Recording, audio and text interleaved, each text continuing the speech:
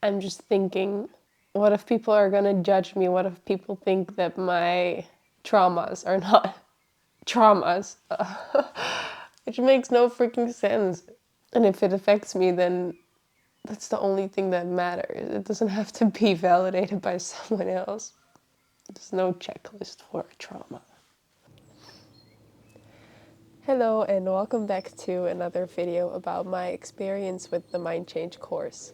If you've seen the previous videos, you could probably tell that it's kind of an intense process, at least it is for me. And that's totally fine. It's life-changing stuff that I'm doing here. Just a few days after that video, there was a mentoring call, a monthly mentoring call that's part of the program. And it was so nice to connect with people that share the same experience and are actually a lot further in the experience than I am. Every individual kind of had their own twist to how they were doing mind change, and it felt like such a creative process. And now the confusion just made place for excitement. So that is very nice. I wish we could have those meetings every week. In the last week, I've been learning a lot about the mind and body connection and where disease comes from, what the mind kind of does to create that. Before I go into what the mind is doing and where the disease comes from, I just want to establish a beginning point of where my body's at right now, so that in a few months I can look back at this video and think, wow, this is where it came from. So as I mentioned before, over 1.5 years ago I got a cold, and that cold kind of turned into a chronic cold. I went to a general practitioner, I went to specialists in the hospital, both for the nose and for the lungs.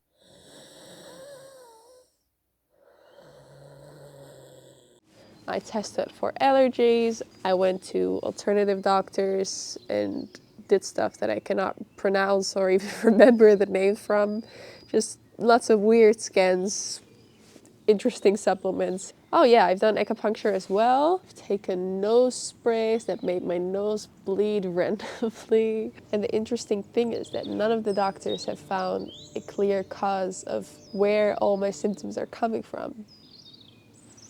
I think trauma or perceived negative experiences are such a big, important topic. Because very often people will just say, oh, this made you stronger. This negative experience, it made you who you are today. And for a long time, I believed that. All the time people hurt me, that people crossed my boundaries. I thought, yeah, that made me stronger. Today, I will make sure that no one will ever do that to me again. But it also makes me feel scared and anxious, disappointed. There's so much that I feel about it that is not at all positive. It doesn't make me strong.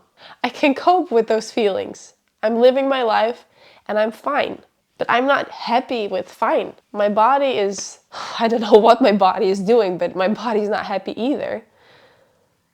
And a question that came up during one of the lessons about mindset was, what are you willing to sacrifice for change?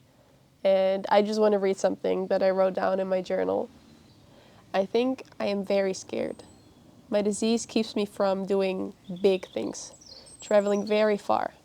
I have excuses to rest, and I can cancel appointments and stay home for legit reasons. Change would mean standing my ground and taking rest because I want to and I need to, not only because there's no other choice. This would mean being honest, admitting that maybe I cannot do everything that I want at the same time or at the pace that I would like to do it. It's freaking scary stuff. But change would be good. The only thing worse than doing those scary big things is regretting that I didn't do them. I want to change. I'm willing to sacrifice the comfort that I feel in being sick all the time. I cannot help or change what has happened. What I am doing, though, is taking responsibility for the trauma, for the negative stuff that's being stored in my mind. And what I've learned is that responsibility means accepting, and only when you accept what happens, when you accept what is being stored in your filing system, only then you can start to change it. And for the last few months and probably years, I did not take responsibility. I told everyone, and mostly myself, that something has happened to me, something broke my body, what is wrong with me? And then try and find someone who could fix it for me. And I find these lessons about mindset, about victim mindset, so empowering because I just started to realize that by trying to blame it on something outside of myself, by going to someone to fix it for me, I'm giving all my power away. And of course, it makes sense to do that because if the power is in someone else's hand and there's nothing that you can do about it, then you don't have to feel uncomfortable. Only you have the power to create and produce those emotions and behaviors. So, what if instead I would do the opposite? If I would think positive and healthy thoughts about how beautiful my body is, about all the beautiful things it can do, and how healthy I am, what would my body's reaction be then? What chemicals would be released that are in line with those thoughts? And how incredible could I actually feel? Wow. Oh my gosh, I'm so excited.